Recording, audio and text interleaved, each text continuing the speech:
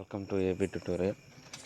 ఇక మనకి ఆంధ్రప్రదేశ్ రాష్ట్ర ప్రభుత్వానికి సంబంధించి రీసెంట్గా రిలీజ్ చేసినటువంటి ఏదైతే జాబ్ క్యాలెండర్ ఉందో దాని గురించి ప్రధానంగా న్యూస్ పేపర్లో ఒక అప్డేట్ అనేది రావడం జరిగింది. ఈ యొక్క అప్డేట్ వచ్చేప్పటికి జాబ్ క్యాలెండర్ అర్థం మారుస్తున్న ప్రభుత్వం అంటూ ప్రధానంగా ఆర్టికల్ రావడం జరిగింది అనమాట.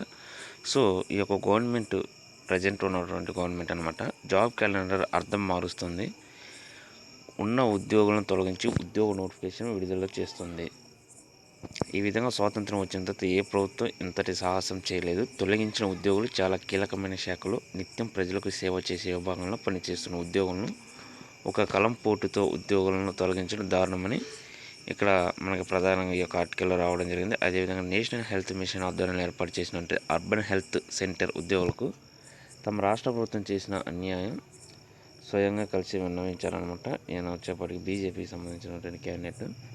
అదేవిధంగా రాష్ట్ర వ్యాప్తంగా 1700 మంది ఉద్యోగులను ప్రభుత్వం తొలగించిందని నోటిఫికేషన్ వేయడం దారుణమని ఈయన మాట్లాడడం జరిగింది. జాబ్ క్యాలెండర్ అంటే ఉద్యోగాలు వస్తాయంటే ఉద్యోగాలు ఊడిపోతున్నాయంటే అర్బన్ హెల్త్ క్లినిక్స్ సంబంధించిన సెంటర్స్ వాపోతున్నారంటే ఇక్కడ రావడం జరిగింది. ఈ యొక్క కరోనా టైంలో కోవిడ్-19 సిచ్యువేషన్ టైంలో వీరు వచ్చేప్పటికి సేవలు చేసినటువంటి సేవలు వివరించడానికే వర్ణించడానికే వీలు లేనటువంటి సేవలు చేశారన్నమాట. ఆ యొక్క సమయంలో ఎంతో డేర్గా సపోర్టుగా వారికి మన పిఎం గారు ఎవరైతే ఉన్నారో ఆయన చెప్పినటువంటి ఇవి కొన్ని చప్పట్లతో వారికి అభినందనలు తెలపడం కానివ్వండి, సపోర్ట్ ఇవ్వడం కానివ్వండి, ఈ విధంగా మనం మాట్లాడడం జరిగిందనమాట, చేయడం జరిగింది. ఈ యొక్క కరోనా టైంలో వారి సేవలు వివరించలేనివి ఎప్పటికైనా సరే. అయితే వీరిని కరోనా టైం సీజన్ ఇప్పుడు తగ్గిపోయాక సెకండ్ వేవ్ వీరిని తొలగించారంటూ కూడా ఇక్కడ మాట్లాడడం జరిగిందనమాట. అదేవిధంగా 2000 సంవత్సరం నుండి స్వచ్ఛంద సంస్థల సహకారంతో 2016 వరకు ఈ యొక్క అర్బన్ హెల్త్ సెంటర్లో ప్రజలకు సేవలు అందించాయి.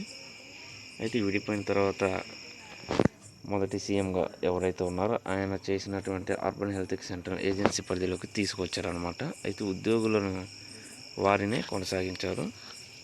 ఎప్పటికైనా ప్రభుత్వం పర్మనెంట్ చేస్తున్నటువంటి ఆశతో ఈ యొక్క ఉద్యోగం కొనసాగిస్తున్నారు అనమాట ఈ యొక్క ఉద్యోగులు. అయితే recent government urban health centre పెంచడానికి నిర్ణయం తీసుకోవడంతో పాటు అర్బన్ హెల్త్ సెంటర్లను ప్రభుత్వం నేరుగా నిర్వహణ చేస్తామని చెప్పి 222 సెంటర్లో ఉన్నటువంటి నర్సెస్ కానివ్వండి, స్టాఫ్ నర్సెస్ కానివ్వండి, data operator, lab technician, sweeper వీటికి సంబంధించిన పోస్టును తొలగించడంపై ఈ యొక్క అపోజిషన్స్ నాయకులు ఎవరైతే ఉన్నారో వారు ఆగ్రహం అనేది వ్యక్తం చేశారంటే ఇక్కడ రావడం జరిగింది.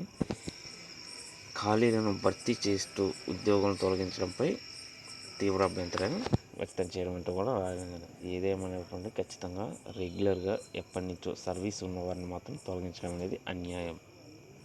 సో వారు ఏమైనా వారిపైన చట్ట వ్యతిరేకమైన చర్యలు తీసుకోవాల్సి వస్తే వారి చట్టానికి వ్యతిరేకంగా చేసినటువంటి ఏదైతే పనులు ఉంటాయో ఆ పనుల కారణంగా పరిగణలోకి తీసుకొని వారిపై యాక్షన్ అనేది తీసుకోవాల్సి ఉంటుంది. కానీ ఎటువంటి వారి మీద అన్యాయం అనేది లేకుండా కేవలం వీరిని ఉద్యోగం నుంచి తొలగించడం అనేది చాలా రాంగ్ అనమాట. దానికి సంబంధించి ప్రధానంగా జాబ్ క్యాలెండర్ అర్థం మారుస్తున్న ప్రభుత్వంతో ఆర్టికల్ అనేది రావడం జరిగింది. సో ఇది ఆంధ్రప్రదేశ్ రాష్ట్ర ప్రభుత్వానికి సంబంధించి హెల్త్ డిపార్ట్మెంట్ గురించి రావడం జరిగింది. ఇదే విధంగా అన్ని డిపార్ట్మెంట్లో ఉంటాయి. ఏ డిపార్ట్మెంట్కి సంబంధించిన సమస్యలు మనకి ఈరోజు ప్రధానంగా ఇక్కడ హెల్త్ డిపార్ట్మెంట్కి సంబంధించి రావడం జరిగింది.